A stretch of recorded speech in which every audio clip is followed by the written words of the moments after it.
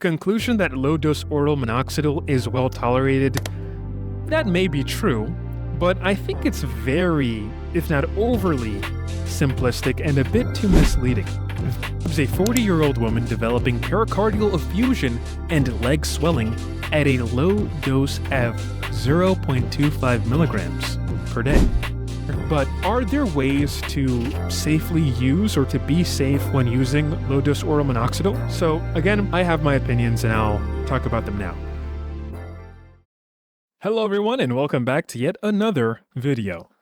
Is oral minoxidil safe? Is it effective? Well, it depends. When it comes to alopecia or hair loss conditions in general, whether it's androgenetic alopecia, more commonly referred to as male or female pattern baldness, or even the scary lichen planopilaris and autoimmune scarring alopecia, minoxidil, whether orally used or topically used, is a common part of the hair loss treatment regimen. In countries like Brazil, Switzerland, and Italy, minoxidil sulfate, the prodrug of minoxidil, that is directly responsible for growing hair, and we'll touch on this later on in the video, it is available in these countries whether it's inside of some sort of liposomal formulation or distilled in oils like witch hazel, and we saw this with the minoxidil sulfate witch hazel that Dr. Troeb used in his study for female androgenetic alopecia, where the women in there weren't responding to topical minoxidil, and I think even oral minoxidil, if I'm not mistaken. And an alternative was that he got the minoxidil sulfate prodrug distilled in the witch hazel, which actually prevents minoxidil sulfate from degrading, because minoxidil sulfate, when it's in the presence of a purely water-based solution, it will hydrolysize and go back to being regular old minoxidil. And if you weren't responding to that anyway, that's what we want to avoid. But in general, all of this is commonly prescribed for one primary purpose: to promote thicker, healthier hair. However, the controversy here lies in the safety of oral minoxidil. Is oral minoxidil typically taken at what is considered a low dose ranging from 0.25 milligram up to 5 milligram safe? To answer this question, we need to understand why safety concerns are surrounding oral minoxidil and what is in the literature to make people concerned about its use. Now, before we start this video, please consider sharing this with a friend, liking the video, and of course, subscribing to the channel. And for additional channel support, become a member for as little as $2 a month. But seriously, try not to skip around too much in this video, because you'll need the full context to understand everything. As always, check out the links in the description below. The study titled, quote, "Minoxidil and Pericardial Effusion, an Idiosyncratic Reaction," unquote, by Dr. Michael J. Reichgott, assesses the safety profile of oral minoxidil with respect to its association with pericardial effusion. Now, pericardial effusion is a very serious condition of the heart, and it happens when there's too much fluid that builds up in the thin sac around the heart. This is dangerous because this constricts the heart from pumping and can ultimately cause heart failure. Very scary stuff, right? Now, the study was performed in a hospital unit with patients having severe, life-threatening hypertension resistant to conventional treatment to see a potential vasodilatory effect of minoxidil treatment. So, if you somehow didn't know this, oral minoxidil was initially developed to treat hypertension, and I think stomach ulcers as well, but really focusing more so on hypertension. And what they saw was that this drug, and this study is going to show, in its therapeutic doses was very, very dangerous. So typically, oral minoxidil is used as a last-ditch antihypertensive medication when all other, high blood pressure medications don't work on a patient. Anyway, going back to the study used doses of oral minoxidil ranging from 5 milligram to 60 milligrams per day, with most patients receiving doses tailored to control severe refractory hypertension. And as I mentioned before, this is a kind of hypertension or high blood pressure that remains uncontrolled despite taking at least 5 or more antihypertensive medications. So just to reiterate, this means that they had a really severe condition. So they really needed this oral minoxidil. But it goes to show how even when other blood pressure medications don't work, oral minoxidil will be the final go-to. So for that matter, it has to be pretty strong. The average dose that people took in this study was approximately 27 or 28 milligrams per day, depending on the patient group. Pericardial diseases, which includes effusions and transient pericarditis, which is an inflammation of the heart sac, really serious shit, was identified in 24.3% of the 37 patients treated over 3 months. A definitive causal link was only confirmed in only 2.7% of patients.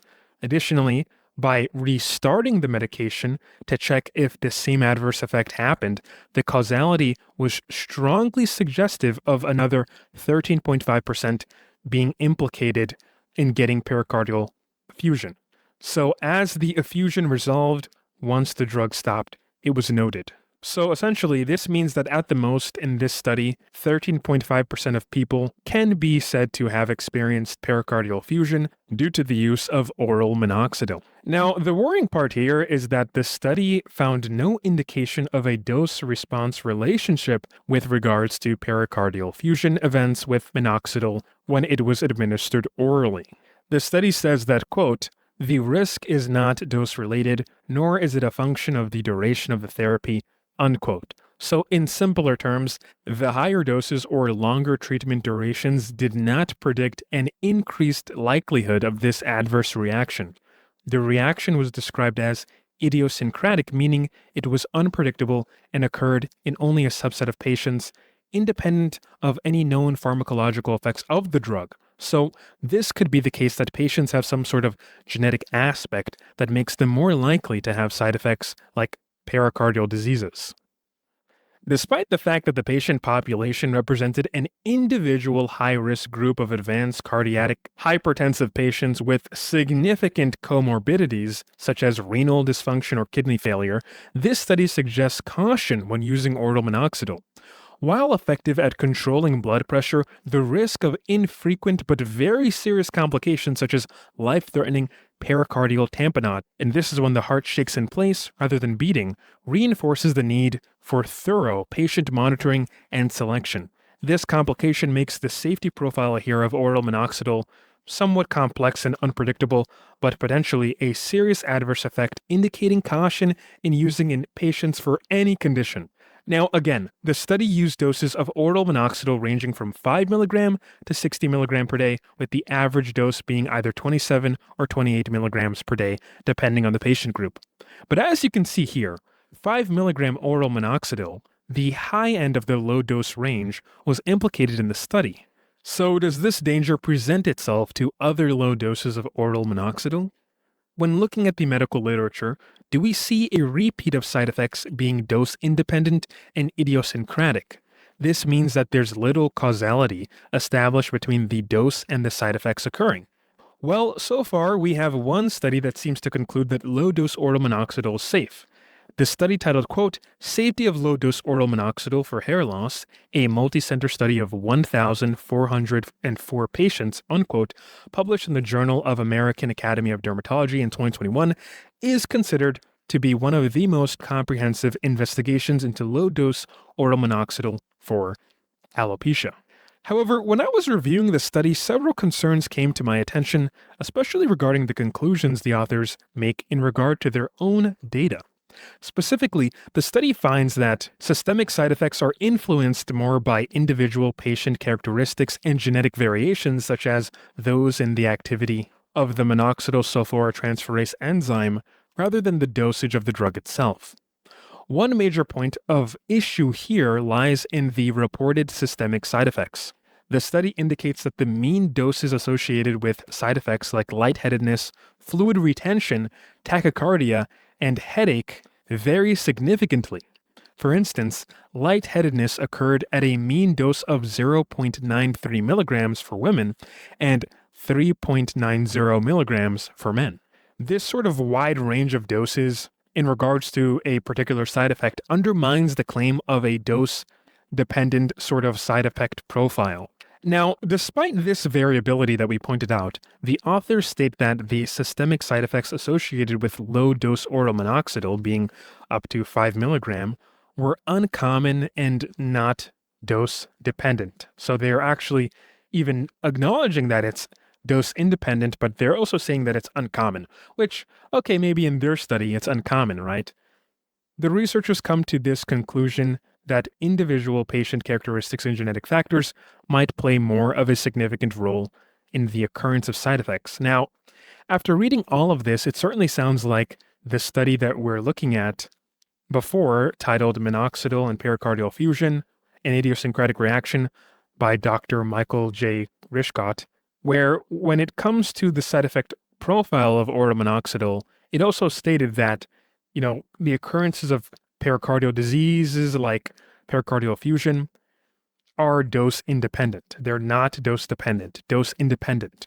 But we have to mention how the 1,404 patient study is not perfect, right? This study was a retrospective analysis, meaning that they already had the data out there in maybe some sort of practice or whatever.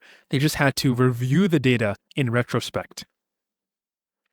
But they seem to have had some pretty worrying methodologies that makes me question, are there conclusions that, low-dose oral minoxidil having uncommon pericardial effusion, are those conclusions really appropriate? Maybe they are appropriate, but maybe they're not fully representing the side effect profile and occurrence of pericardial effusion when it comes to oral minoxidil at a low dose. You see, when we look at the methodology of this retrospective study, there was an exclusion criteria that could have introduced some potential bias, favoring low-dose oral minoxidil being safer than it actually is in practice. There was a restriction in the study such that patients who were on oral minoxidil for less than 3 months were excluded from the analysis when it came to looking at the data. Now, this is a potential issue because it could be the case that the study is unreporting early adverse effects, such as a potential pericardial effusion. It could also be the case that if you are to get side effects, it would likely show up very early into the treatment rather than later on. And we see this with other conditions and, sort of drugs like finasteride and dutasteride, right?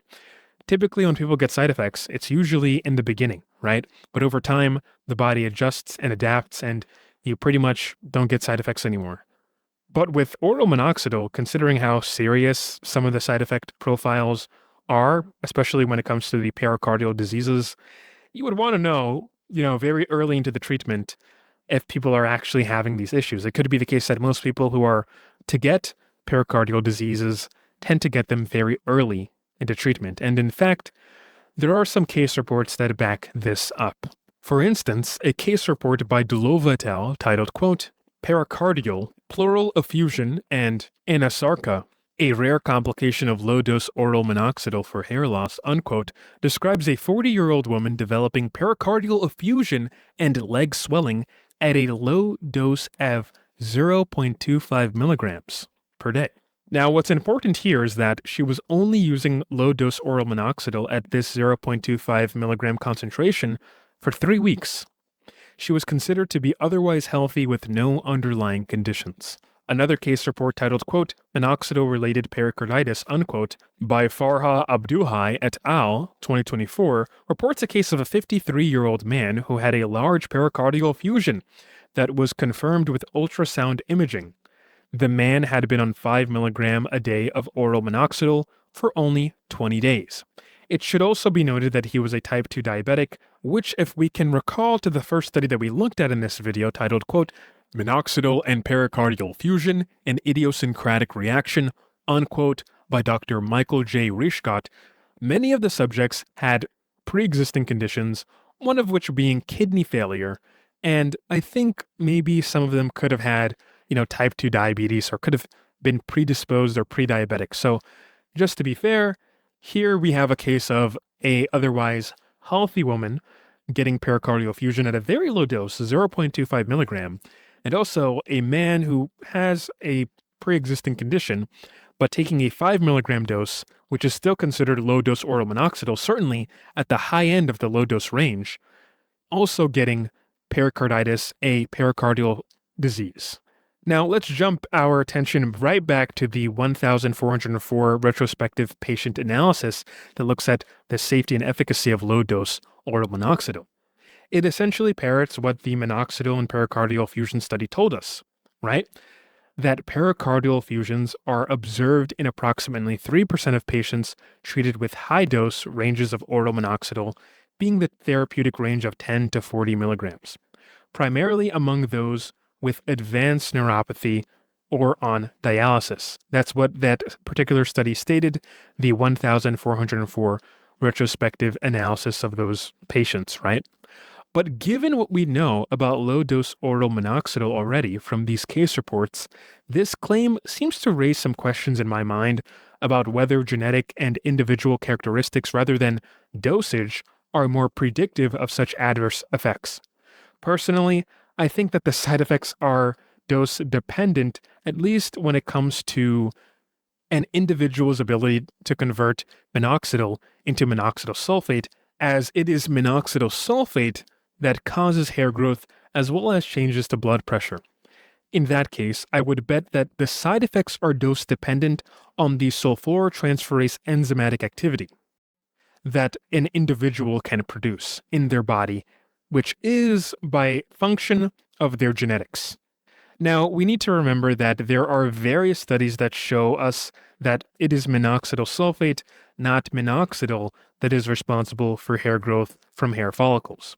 Minoxidil sulfate is what we call a prodrug, which is a drug that is produced by your body when it is transformed by various enzymes and metabolic pathways. So here we use minoxidil, whether topically or orally, and then an enzyme in our body called the sulforotransferase enzyme, or the SUL, I think T1A1, or the SALT1A1 human variant enzyme, that turns that minoxidil into minoxidil sulfate, and then we get our various bodily effects.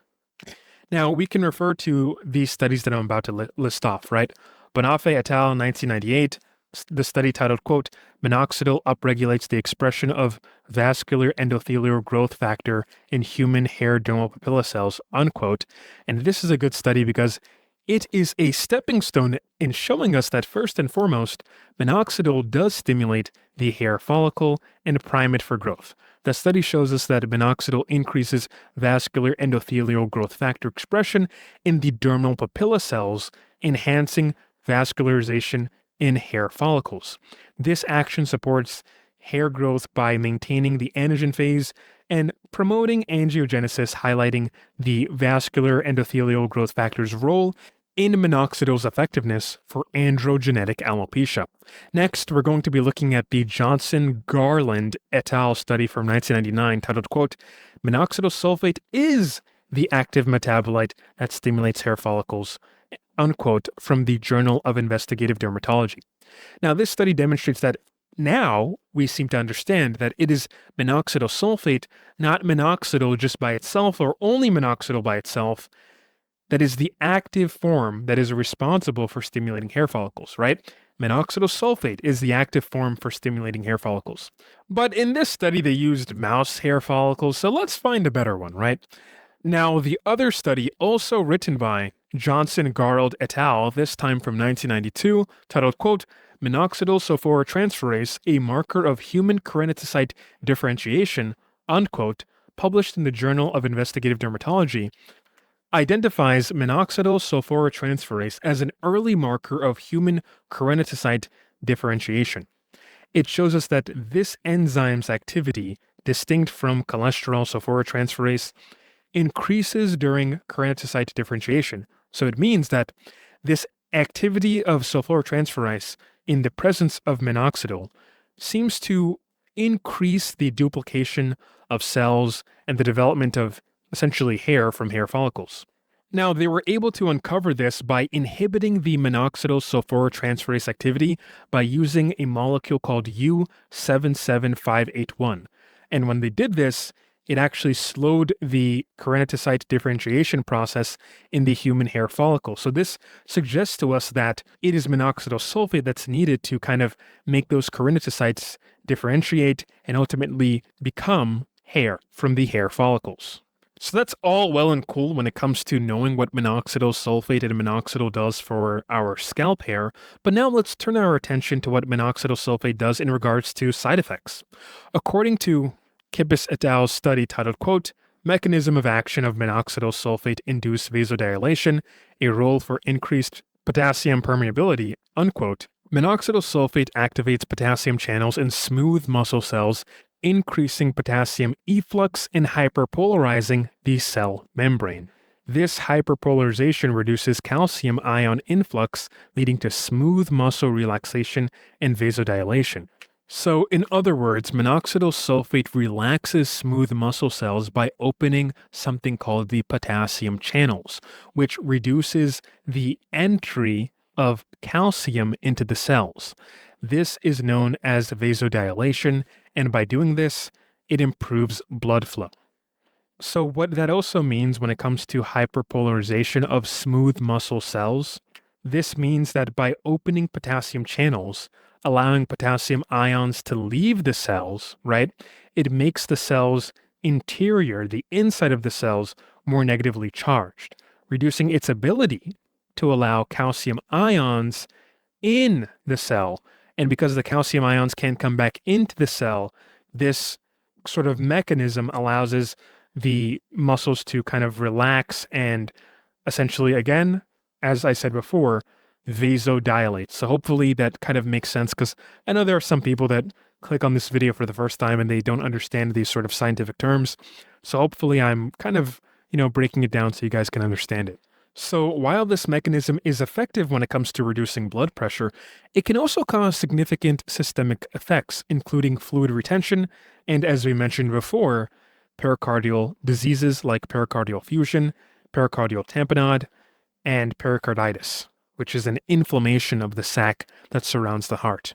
You see, as the potassium permeability increases, systemic vascular resistance drops, which triggers compensatory mechanisms such as activation of the renin-angiotensin-aldosterone system. So what is this? So the renin-angiotensin-aldosterone system, or RAS, R-A-S-S, is a hormone system that helps regulate blood pressure and fluid in the body. When this sort of compensatory or backup mechanism is triggered, it can sometimes be a bit too triggered, right? So it becomes hyperactive, which can result in fluid buildup in various compartments of the body, including the, unfortunately, pericardial sac. Now, excessive fluid in the pericardial sac may lead to pericardial effusion, and in severe cases, cardiac tamponade. And this is a life-threatening condition which is characterized by impaired cardiac function due to fluid pressure. So your heart is very constricted and it's like shaking in place rather than actually beating. It's kind of scary. So given these considerations, the conclusion that low-dose oral minoxidil is well tolerated, that may be true, but I think it's very, if not overly, simplistic and a bit too misleading. The variability in systemic side effects, their occurrence even at low doses, and the exclusion of early discontinuation cases from the study that we looked at before, the 1,404 retrospective patient analysis, shows us that there's a lot of limitations when it comes to this particular study and even, some of the other literature that may exist out there. Even that 1,404 retrospective analysis of those patients that we looked at, right? It concluded that some people had fluid retention in their limbs, and what we know about the RAAS system, the renin-angiotensin-aldosterone system that is, it can cause sometimes for there to be fluid buildup in various parts of the body. So the fact that that study, the 1,404 retrospective analysis, did find that people were having fluid buildup in their limbs kind of suggests to us that it is very well possible that if these patients were pushed up slightly in their doses or maybe given some time, or maybe it's even conceivable that the people that weren't even included in the study, they all had a higher risk factor for pericardial effusion. And it's also telling that these people got these these side effects at different doses, right? So that goes to show us that there's something going on that isn't directly tied to the dose of the drug, but rather maybe a genetic, idiosyncratic patient characteristic. Ultimately, I would say that the predictability of side effects may hinge on that individual's capacity to metabolize oral minoxidil into minoxidil sulfate, as This metabolite's vasodilatory effects are closely tied with systemic complications like fluid retention and pericardial effusion. So maybe you can have somebody that has a very high sulfurtransferase enzymatic activity, and this is just for an example. Let's say they take 1 milligram of low-dose oral minoxidil, and in their body, they're able to convert 90% of that 1 milligram into minoxidil sulfate just due to their sulfurtransferase enzymatic activity. Then you have another person, another patient, let's say they take 5 milligram of low-dose oral minoxidil, but for whatever reason, they can only convert, of that 5 milligram, maybe they can only convert 3%, right? So already we're kind of looking at two different sort of, I guess, concentrations of what actually causes side effects, which is minoxidil sulfate. And I think if they were to track that in better studies, we could possibly see that it is minoxidil sulfate, right? It is the dose-dependent nature when it comes to minoxidil sulfate that can potentially determine side effects. And by proxy, it would be the sulfurtransferase enzymatic activity that could potentially predict who would have more side effects, right? So maybe people who are significant hyperresponders who have high rates of, hypertrichosis, they could be at a more present risk. Probably people who have fluid retention in their limbs have an even higher risk of pericardial effusion compared to somebody who doesn't even get hair growth and doesn't even get any of these side effects at all. We can even use genetic tests to predict minoxidil sulfate response to potential hair growth. Now, I'm wondering what a proper oral minoxidil study would look like long term with a large sample size where we have things like, double-blinded, placebo-controlled, even perhaps multi-centered, but maybe I don't even think that's really necessary given what we're trying to investigate. I wonder what would actually show us, right? And maybe at the end of the study, or if they choose to discontinue a subject, we can genetically test them to see what their sulfurtransferase enzymatic activity is, right? I would like for it to be where we also test the sulfurtransferase enzymatic activity of their hair follicles, and maybe we can do a biopsy to see it in the hair follicle itself rather than the hair shaft or the hair bulb. But also, it would be cool to see their liver sulfurtransferase enzymatic activity too, and have that metric sort of recorded as well. So in this case, I could see minoxidil side effects, or oral minoxidil side effects rather, being dose-dependent on the sulfurtransferase enzymatic activity. Now, Dr. Trueb and colleagues actually wrote a paper to a medical editor titled, quote, "Serious Complications of Low-Dose Oral Minoxidil for Hair Loss," unquote. And this notes a very rare but serious complication that we're talking about before when it comes to low-dose oral minoxidil, and this would be pericardial effusion. Now, again, we just reviewed some similar case reports, but as a reminder, this is another case report that we're going to talk about. It's not like the case report before, but it kind of sounds like it, right? So in this particular letter to the editor by Dr. Trueb and colleagues, it notes of a previously healthy young woman who, after weeks of taking 1.25 milligram of oral minoxidil, developed symptoms including shortness of breath, chest pain, and lightheadedness, and leg swelling. And they did an ultrasound, and it confirmed that there was fluid accumulation in the pericardium, and that's the sac that aligns the heart, right? The sac that the heart is in. So this is a pericardial effusion. And there was also pitting edema in the lower limbs, and this is a very bad sign. This suggests that, there's possible signs of heart failure, or maybe there's signs of excessive fluid retention in the body. Just very bad news.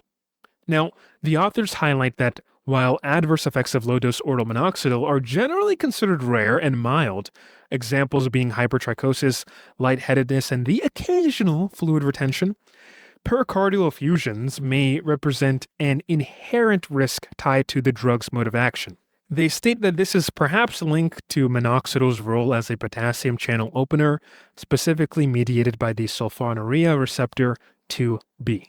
They also find a connection between minoxidil and pericardial effusion that draws parallels to a condition called Cantu syndrome, and this is a genetic condition caused by mutations in the ABCC9 gene, which encodes for the sulfonylurea receptor 2.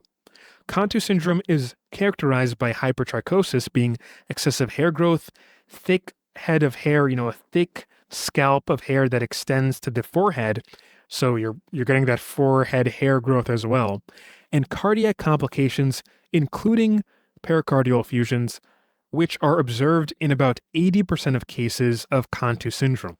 Dr. Trope suggests that minoxidil's effects, including its cardiac manifestations, are consistent with the molecular mechanisms underlying Cantu syndrome, and from here he emphasizes the importance of prescribing oral minoxidil cautiously under close medical supervision, given this sort of potential for severe adverse effects. Now, for people who get this stuff online and they're not being supervised, or maybe getting it again through shady online, pharmacies, I'm not going to mention them specifically here in this video, but if you guys are doing this, you probably should stop, because when you're getting these pills from online, you don't know the control or safety mechanisms that are at play. You don't know if people are repressing powders into pills. You don't know, maybe they're mixing it with, higher concentrations than what is advertised on the box that you're getting, right? You could get someone that's sprinkling maybe 80 milligrams of oral minoxidil powder or minoxidil powder into the tablet and crushing it into a pill press, and then now you have that pill, right? Rather than getting it as 0.5 milligram oral minoxidil. So be very careful, be very cautious, because you don't want to hurt yourself.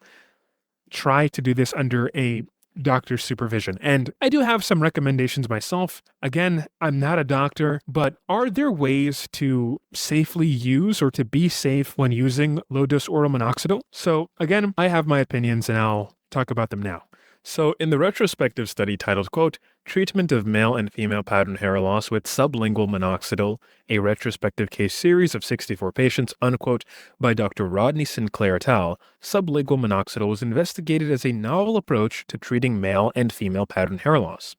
Sublingual administration allows for the medication to dissolve under the tongue, bypassing first-pass metabolism in the liver. This increases the drug's bioavailability by enabling effective hair regrowth at a lower dose that's compared to the typical oral minoxidil formulations, while potentially, right, minimizing systemic side effects. Now, some people kind of go, above and beyond with the type of sublingual oral minoxidil dosage they use, and I'm going to explain shortly why this might be a point of concern and why people shouldn't really think just by taking something sublingually it's going to be safer. But anyway, let's continue with looking at this study. The study included 64 patients treated with 0.45 milligram of sublingual minoxidil daily, with some increasing to 0.9 milligram after 3 months. Over 12 months, patients demonstrated significant improvements in hair density and reduced shedding, with the Sinclair stage scores decreasing by a mean of 1.07 and investigator global assessment scores in males improving by 2.63. So essentially, women and men were getting better in terms of their hair loss progression scales. They were actually going down. So when you go down in a Norwood or a Sinclair scale, that means you're getting better. When you go up in terms of the higher number, it means you're getting worse. So let's just say a Norwood 7 in this case would be worse than a Norwood 1, right? Obviously, that makes sense. And likewise, a stage 1 Sinclair is better than a stage 2, and a stage 4 is more severe than a stage 3. Now, the side effects were notably mild in this study, including hypertrichosis, which is body hair growth, so excessive body hair growth, dizziness, and peripheral edema, which is when you have fluid retention in your limbs.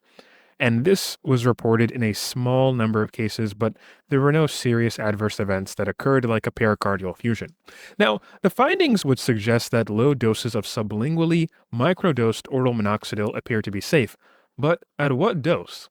You see, there's a reason why this study looks at doses that are below 1 milligram.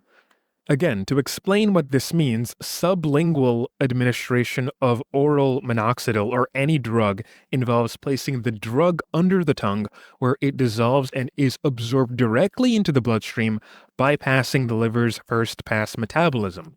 Now, this method significantly increases the bioavailability of the drug compared to your typical oral administration, meaning even small doses can have an amplified effect when it comes to systemic side effects. And this is probably why this study started out with a very low dose of 0.45 milligram, where only a subset of patients increased to 0.9 milligram after 3 months of use.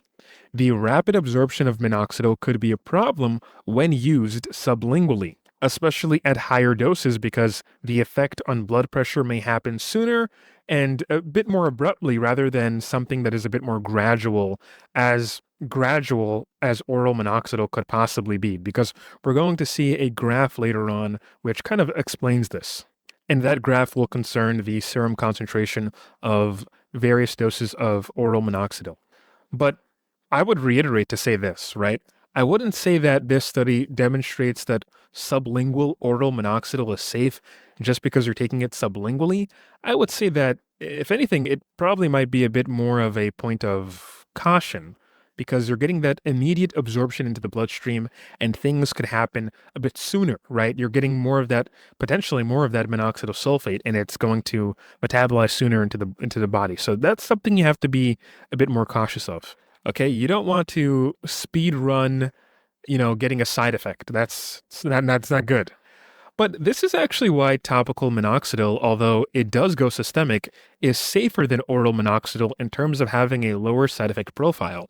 You see, topical minoxidil at 5% does go systemic over a longer period of time, so there isn't a large peak effect in concentration in the blood.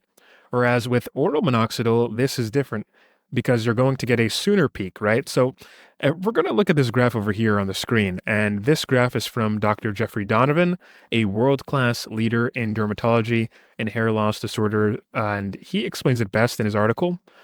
But essentially, the graph shows blood concentrations of minoxidil over 5 milligram and 2.5 milligram. And this is oral minoxidil, right? And it goes up against topical applications of minoxidil that are just at between 2 to 5%. Oral minoxidil peaks at 156.6 nanograms per milliliter, which is at the 5 milligram dose, and 28 nanograms per milliliter at the 2.5 milligram dose within an hour. So within an hour, you're going to have this particular serum peaking concentration of oral minoxidil being 150.6 nanograms per milliliter at the 5 milligram mark. While topical levels, whether it's 2% or 5% topical minoxidil, it goes systemic, but as you can see, it's distributed over a longer period of time. And these levels remain typically under 2 nanograms per milliliter, indicating minimal systemic absorption, right?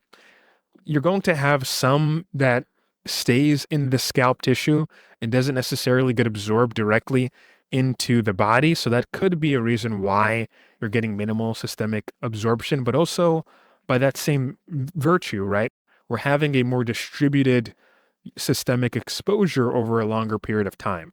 So realistically, this is probably why you want to use, if you are going to do sublingual minoxidil. Again, I'm not a doctor, but it wouldn't make sense to do 5 milligram sublingual minoxidil. I argued with somebody in my comment section before who said, oh, if you take a drug sublingually, that means it's safer. Look at this study by Dr. Sinclair. And no, that's not what it's showing. Essentially, it's just, if anything, it's just showing that you're getting a sooner absorption, right? The drug is absorbing sooner into the blood. It's occurring rapidly rather than it being a much more distributed thing. So what we want to do here is try to mitigate side effects to oral minoxidil as much as we can. And I'm going to talk about how I would approach that if I was taking oral minoxidil. So first, I would try to start with the lowest concentration of low-dose oral minoxidil and slowly increase it to maybe 5 milligram. I would not go above 5 milligram oral minoxidil, as it seems like that is the dose where once you go above it, it starts to become more therapeutic. In fact, in that study that we were just looking at by Dr. Michael J. Rishkot, I think that's his last name. Maybe I'm pronouncing it wrong, whatever. the study titled Minoxidil and Pericardial Effusion and Idiosyncratic Reaction. In that study, 5 milligram oral minoxidil was used as a therapeutic dose.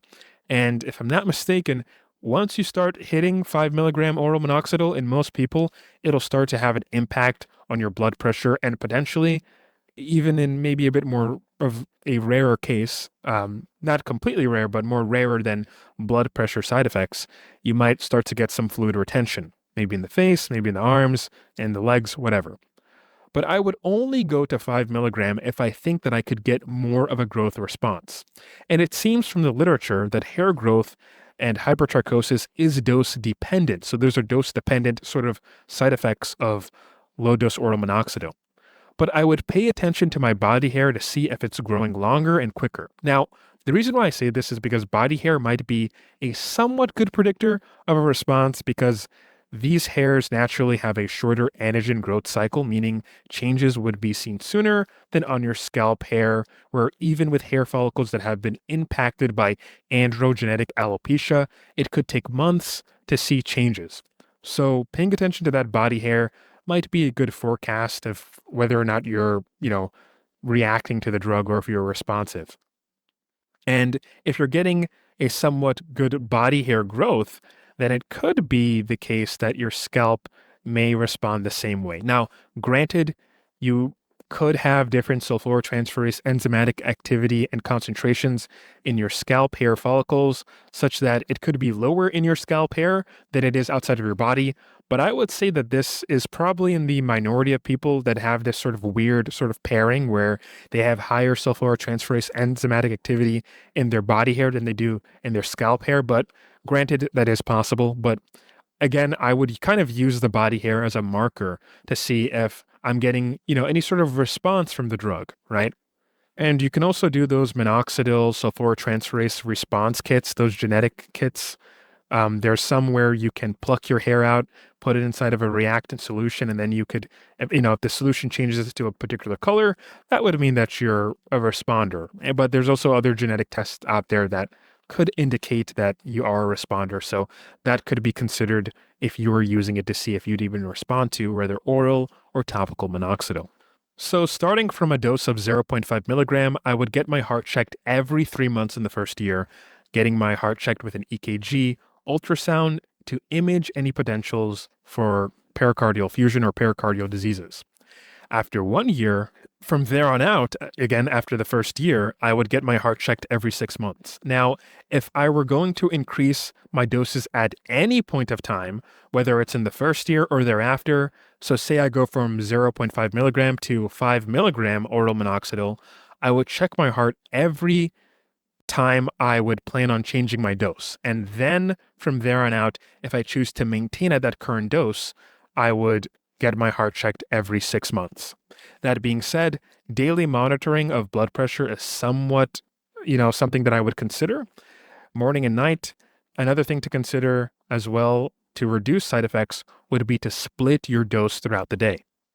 Now, this logic is probably why topical minoxidil doesn't have the same effect rates or side effects rates and even profile, considering how it lacks cases of pericardial effusion. So by now allowing your blood concentrations of oral minoxidil to be high, you can distribute a dose throughout the day. So let's say, for example, I want to take 5 milligram of oral minoxidil a day. I could consider splitting my dose as 2.5 milligram in the morning and maybe 2.5 milligram at night. Or I could split the dose even more by splitting a 5 milligram dose into fourths by taking 1.25 milligram every 3 to 4 hours. The same could be done with an even lower base dose. So let's say that I plan on taking 1.25 milligram a day. I could split my dose in half to around 0.5 to 0.6 milligram twice a day. This would be a good method to limit systemic side effects. And I would also say that, again, you should be monitoring your blood pressure before you take your medication, and then after 30 minutes to see if you actually had an impact to your blood pressure. And if you are, after some doses, just keep that in mind, right? Now, when it comes to the efficacy of oral minoxidil versus topical minoxidil, I'll say this. If you're able to deal with the side effects of oral minoxidil, or if you aren't even getting them at all in general, it's probably better and way more convenient than topical minoxidil. I'll definitely give it that. Because with topical minoxidil, you're actually going to have some issues in some cases when you're constantly putting alcohol on your scalp, especially with propylene glycol. The ethanol alcohol can pose a systemic issue where it dries out some hair types more than others, and this can lead to conditions like your hair breaking, known as breakage, or drying out the hair shafts itself. And you can also get some scalp irritation, right? Furthermore, there are some people that have an allergy to propylene glycol, which increases chances of contact dermatitis and potential skin inflammation, which can cause shedding and hair loss in its own right if it's severe enough. So in such a case, oral minoxidil is probably preferred. But you could also switch the propylene glycol for something like glycerin. That could be another alternative to propylene glycol. And with the ethanol, perhaps you could go with a water-based minoxidil or an oil-based kind of minoxidil. But you're going to be messing around here because we're not fully sure if it has even the same efficacy as ethanol alcohol-based minoxidil, but conceivably the minoxidil should be getting to the skin. It should be getting absorbed if it is at a specific concentration or high enough concentration where it can kind of overcome those issues with the base solution that it might be using. So it is not impossible, but it will need some sort of pharmaceutical compounding adjustments when it comes to kind of tailoring it and getting a proper concentration that can potentially overcome, not being in an ethanol alcohol solution. In fact, there was a study that showed oral minoxidil versus topical minoxidil. And this study, I looked at it before on this channel. It's titled, quote, Oral minoxidil versus topical minoxidil for male androgenetic alopecia, a randomized clinical trial, unquote, by Paulo Muller-Ramos et al. And it showed that oral minoxidil and topical minoxidil performed about the same. This double-blind, placebo-controlled randomized clinical trial compared the efficacy, safety, and tolerability of daily oral minoxidil at 5 milligram versus topical minoxidil 5% twice daily for 24 weeks in treating male androgenetic alopecia. This study was conducted in Brazil with 90 men aged 18 to 55, and the study aimed again to determine whether oral minoxidil was superior to topical minoxidil. Now, both groups demonstrated similar improvements in terminal and total hair density at the frontal, scalp, and vertex with no significant differences between the two treatments. However, photographic analysis suggested that oral minoxidil was superior to topical minoxidil on the vertex, being about 24% improvement with a p-value of 0.04, but not the frontal scalp. It seemed like that was pretty, even. Oral minoxidil seems to be well tolerated in this study, but showed higher rates of hypertrichosis at around 49% and even headaches at 14%. The study concluded that oral minoxidil is effective as topical minoxidil for androgenetic alopecia, and maybe this is good news for people who can't use it topically, but it also might be maybe a bit bad news for people who, are trying to get an even better response on oral minoxidil, where it could be that maybe this is a bottleneck, right? But maybe if you weren't responding topically, maybe in some people, taking it orally could make them a responder because they have more sulforotransferase enzymatic activity in, let's say, their liver.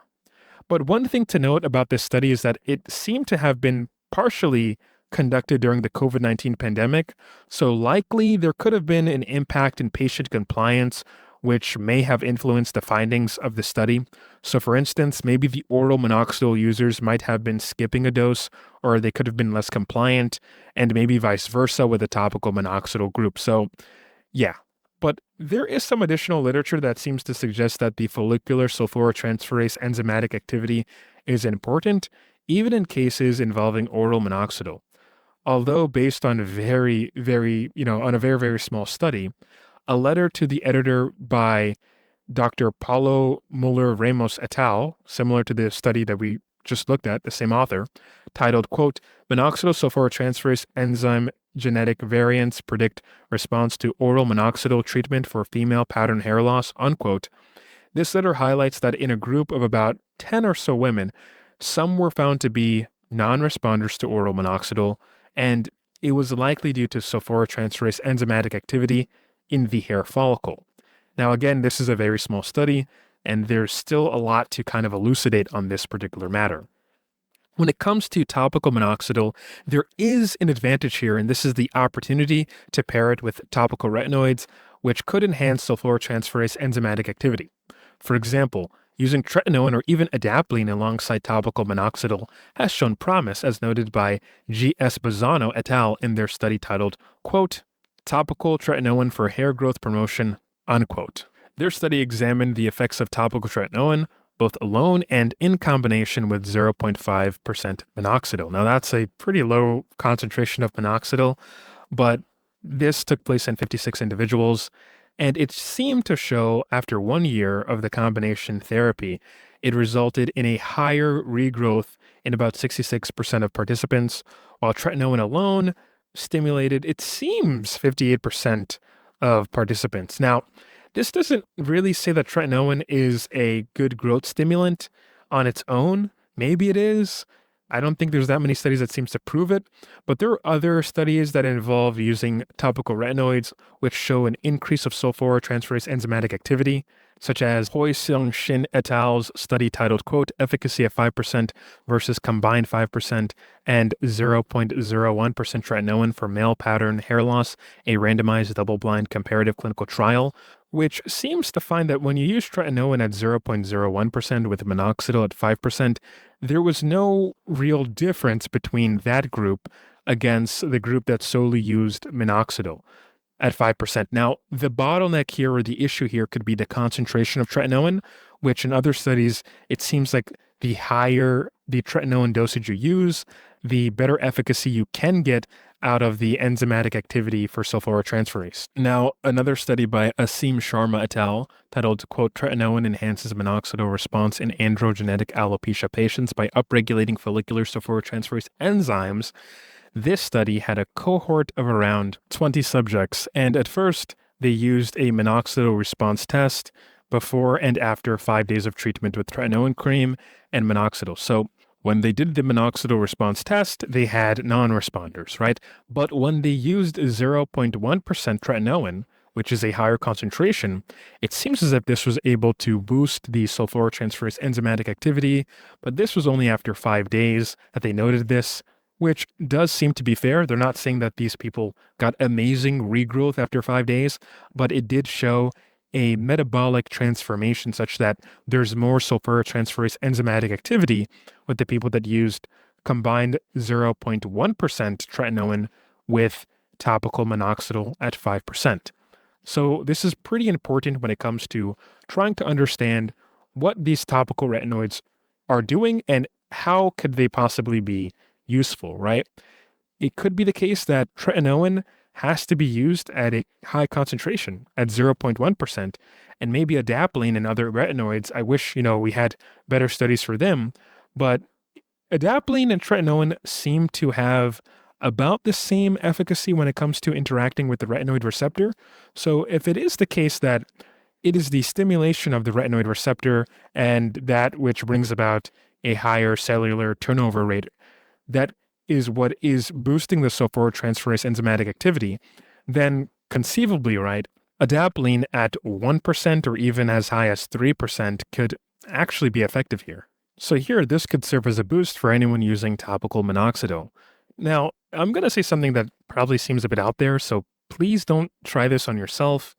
Go talk to a doctor or whatever, but maybe there is a possibility of using a microdose of Accutane or a low-dose Accutane alongside with oral minoxidil. Again, I'm not saying do this. Do not do this. Talk to your doctor. But in terms of, thinking about the literature, if we're trying to increase activity with the retinoid receptor alongside with increasing sulfuryltransferase enzymatic activity to see if you could make somebody who's a potential non-responder, even in the oral case, maybe that sort of microdosing of Accutane or low-dose Accutane could potentially help them become better responders, but I wouldn't even go that far in that particular case. I think it would probably just be better to use, oral minoxidil orally, of course, alongside with putting topical retinoids on the scalp. Now, another point of caution that I want to state, if you're using topical retinoids, it can make your skin a bit sensitive to the sun. So wear a hat or wear some sunscreen or UPF protection because you don't want to get a sunburn on your scalp or anything like that. Or maybe try doing it at night rather than in the morning. So change your habits to putting on your topicals at night. Now, there also is another controversy over here, and I'm going to be looking at the study or the literature review rather titled, quote, "Does topical minoxidil at concentrations higher than 5% provide additional clinical benefit," unquote, by Sharia Singh et al. And it reviewed the efficacy and safety of minoxidil concentrations above 5% for treating androgenetic alopecia. While 5% minoxidil is established as more effective than lower concentrations like 2% minoxidil, the study explores here whether higher strengths such as 10% and 15% offer additional benefits. Now, the findings indicated that higher concentrations might enhance hair regrowth in individuals with low sulfuryltransferase enzymatic activity. However, the benefits tend to plateau beyond 7.5%, and higher concentrations increase the risk of side effects like scalp irritations due to the need for more propylene glycol. Now, crystallization of the solution, which is when the minoxidil powder starts to become crystallized outside of the solution, also presents as a limit to the effectiveness of concentrations above 7.5%, because as the minoxidil gets higher above 7.5%, it runs into solubility issues, right? The powder becomes insoluble when it's inside of the solution. So there are some ways around this, but this isn't a chemistry video. But essentially, the study concludes that while higher concentrations might benefit specific cases, most patients do not experience significant additional improvements compared to the 5%. This is just what the literature at the present moment seems to find. So larger trials are needed to confirm optimal concentrations for treating androgenetic alopecia effectively, especially when you reach the 10 or 15% concentrations. Now, again, I would say based on this literature review, it isn't neatly established whether or not 10% or 15% can be effective. It might just be a solubility issue. And if that's controlled and it, the concentrations are soluble in the solution that it is in, whatever solution that may be, then sure, yeah, maybe you can use 10% or 15%. But at the same time, that can go systemic to a significant extent where you're probably getting the equivalent of maybe 1 milligram oral minoxidil. I would have to do the math on that, but I'm not going to do that for this video. But hopefully this video was a sort of comprehensive kind of review of what I think when it comes to oral minoxidil safety and efficacy. I'm just going to walk away by saying this. If you're going to do oral minoxidil, low dose oral minoxidil between 0.5 milligram up to 5 milligram, please, please, please, within the first year, no matter what dose you pick, get your heart checked every 3 months. Every 3 months. And then after that, there and after the years following, every 6 months, or whenever you increase the dose, reset your testing baseline to every 3 months again. So let's say you did for the first year, just to reiterate, you went from, doing 0.5 milligram, in the first year. And in that first year, you were getting tested. You're getting your heart checked every 3 months, and that's cool, right? But in the second year, let's say you wanted to change to, 2.5 or 5 milligram, right? Instead of getting it checked every 6 months at that point, had you stayed on the 0.5 milligram dose, it'd probably be a good idea to get checked every 3 months again, in case maybe at the new dose you're at, pericardial effusion could come about. But it's always important to also check your blood pressure too. I'll put a link in the description to a reliable blood pressure machine. It might be expensive, but it is an investment in yourself, so consider that. But yeah, that's pretty much it for this video. If you got this far into the video, comment in the comment section below, new hair. And yeah, thanks for watching. And please say thank you to the video editor that has been helping me with this video and other videos, right? Thank you. Thank you so much.